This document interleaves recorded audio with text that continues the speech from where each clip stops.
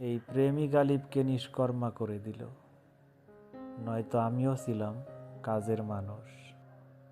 আমি অনেকটা এভাবেই জীবনকে সহজ করে নিয়েছিলাম, কারো কাছে ক্ষমা চেয়ে নিয়ে, কাউকে ক্ষমা করে দিয়ে। বেশি নুয়ে গেলে পৃথিবী পিঠকে পাদানি বানিয়ে ফেলে। আমাকে এই মসজিদে বসেই মদ খেতে দাও, আর না হলে এমন জায়গা দেখাও যেখানে আল্লাহ নেই। যে জলবিন্দু নদীতে পৌঁছায় না তাকে মাটি শুষে নেয়। যে আর্তনাদ ঠুটে আসে না তা বুকের দাগ কেটে বসে। উদ্যত্ত জীবনে আমি একবারই হব, যখন লোকেরা পায়ে হেঁটে যাবে আর আমি যাব তাদের কাঁধে চেপে। রাত কি তা আমাকে জিজ্ঞাসা করো, তুমি তো শোবে আর সকাল হয়ে যাবে। চিরদিন শুধু তাকেই মনে পড়ে গেল যাকে আমি ভুলে যাব ভেবেছিলাম। এবার তোমার দরজার সামনেই আমি ঘর বানিয়েছি। এখনো কি বলবে তুমি আমার ঠিকানা জানো না? যদি অনুগ্রহ হয় তবে আমায় ডেকে নিও।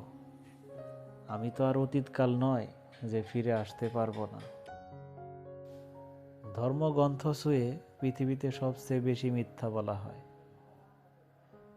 এবং তা হয় আদালতে। অপরপক্ষে পৃথিবীতে সবচেয়ে বেশি সত্য বলা হয় মদ ছুঁয়ে, আর সেটা হয় পানশালাতে।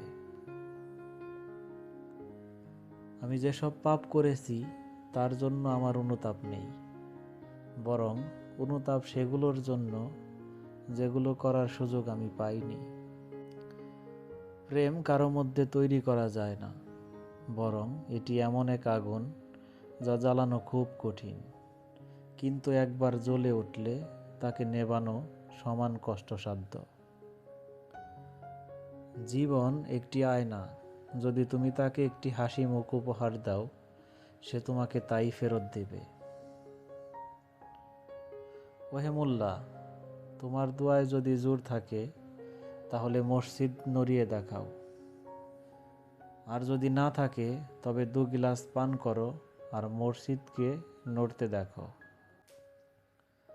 ফুলের সুবাস বাতাসের বিপরীতে যেতে পারে না, কিন্তু পুণ্যবান জীবনের সুগন্ধি বাতাসের বিপরীতেও প্রভাবিত হয়। জীবন বড়ই বিচিত্র, সন্ধ্যা কাটে না অথচ দিব্যি বছর কেটে যাচ্ছে।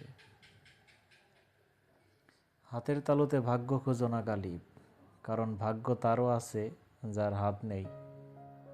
হায়, জীবনে কিছুই সহজ নয়, এমনকি মানুষকে মানুষ হওয়ার জন্যও সংগ্রাম করতে লাগে। কতটা ভয় মিশে থাকে সন্ধ্যার আধারে, তা সেই পাখিকে জিজ্ঞাসা করো যার কোনো ঘর নেই। জীবন সকালে স্বপ্ন, বিকেলে বিস্ময়, আর সন্ধ্যায় শোক। সারাটা জীবন একই ভুল করলাম, ময়লা ছিল মুখে আর আমি কেবল আয়নায় মুছে গেলাম।